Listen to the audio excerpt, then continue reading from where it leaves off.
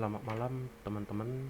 Eh, Sekarang saya akan menjelaskan mengenai praktikum struktur data di modul ke-8 yaitu linked list.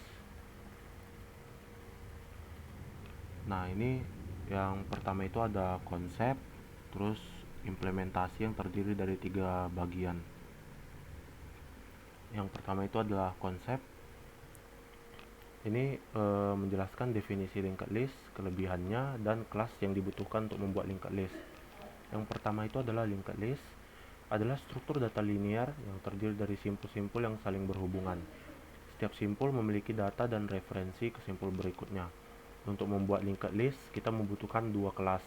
Yang pertama itu kelas node untuk merepresentasikan simpul. Yang kedua itu adalah linked list sebagai pengendali utama linked list. Kelebihannya adalah efisiensi memori dan fleksibilitas dalam menambah dan menghapus elemen.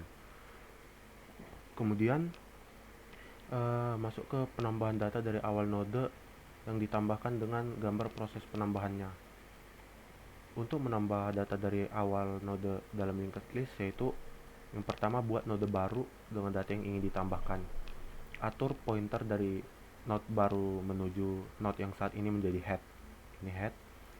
Kemudian atur pointer head pada node baru tersebut sehingga node baru menjadi head. Nah, untuk metodenya itu seperti ini. Ada kelas node dengan fungsi itu sendiri dengan 2 parameter self dan value. Terus ada kelas linked list dengan fungsi itu sendiri di parameter self.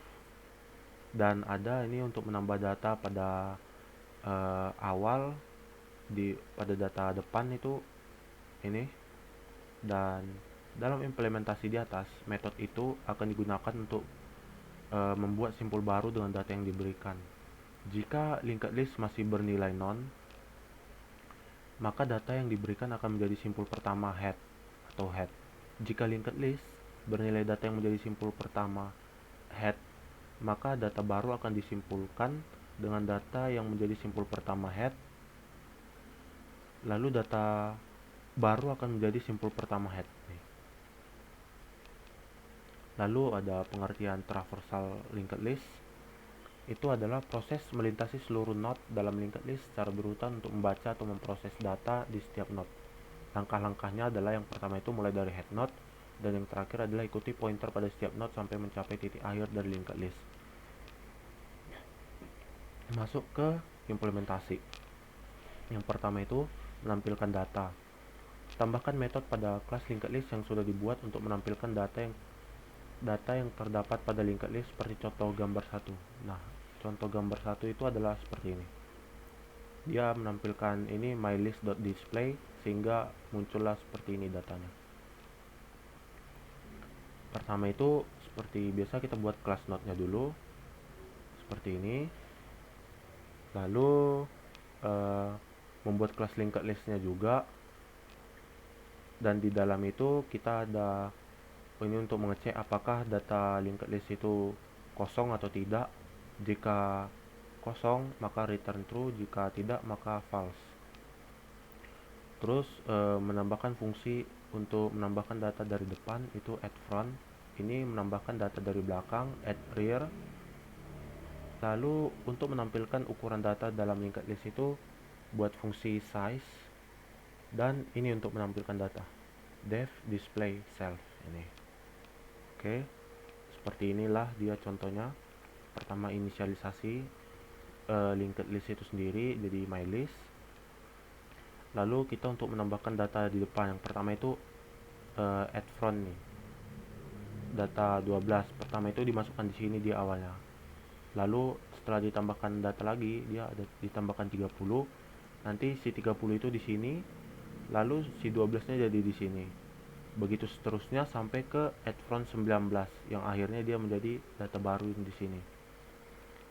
Lalu untuk menampilkan ini kita membutuhkan display tadi seperti yang sudah dibuat di sini.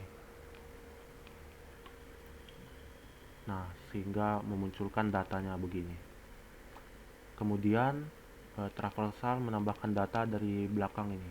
Tambahkan metode pada kelas linked list yang sudah dibuat untuk menambahkan data atau node sedemikian hingga node baru tersebut terletak di posisi bagian belakang.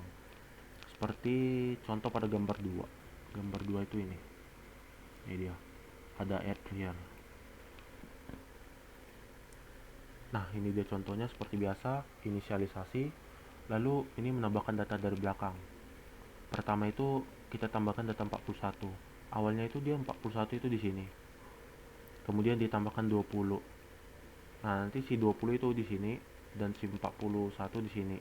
Dan ditambahkanlah 7. Maka hasilnya begini. 41 27. Kemudian kita menambahkan data dari depan. Ini ada dua data ditambahkan dari depan yaitu 10 dan 55. Sehingga hasilnya jika di display adalah seperti ini. Lalu kita menambahkan data terakhir nih, add rear 99.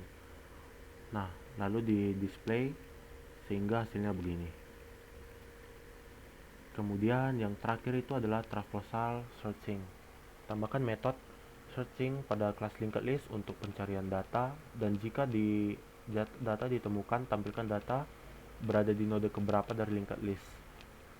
Contohnya itu dapat dilihat pada gambar 3. Gambar 3 itu ini dia. Nih, jadi nanti ketika kita melakukan search, misalnya nih di data ini searchnya 41, maka 41 itu berada di node berapa aja gitu. Yang ini ada di node 0 dan ada di node ketiga. Nah, langsung saja ini dia untuk mencari data dalam linked listnya.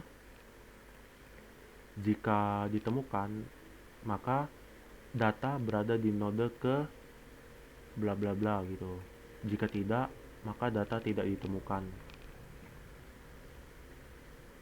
Oke, langsung ke implementasinya. Nih, inisialisasi lagi. Ini kita tambahkan data dulu biar tahu apa nanti yang mau kita cari contohnya gitu. Ini sudah ngikutin seperti contoh yang saya tunjukkan tadi di gambar ketiga itu. Jadi ini kita tampilkan datanya nih. Dengan display tadi nih, display. Lalu kita melakukan search. Di sini kita search 41. Nah, maka ditemukan nih 41 di node ke 0, ini 0, dan di node ke 3, ini 3. 0, 1, 2, 3, ini 3.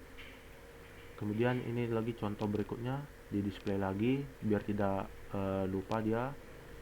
Lalu kita melakukan search. Contohnya kita melakukan search 10. 10 itu ada di node keberapa, ada di data keberapa gitu. Nah, setelah dilakukan pencarian ketemu di node kedua. Ini 0, 1, 2, ini dia 10. Lalu kita melakukan pencarian di search data 87. Ternyata data 87 itu tidak ditemukan karena tidak ada berada di dalam linked list tersebut. Oke, sekian penjelasan dari saya. Saya harap teman-teman mudah memahami apa yang baru saya jelaskan. Terima kasih.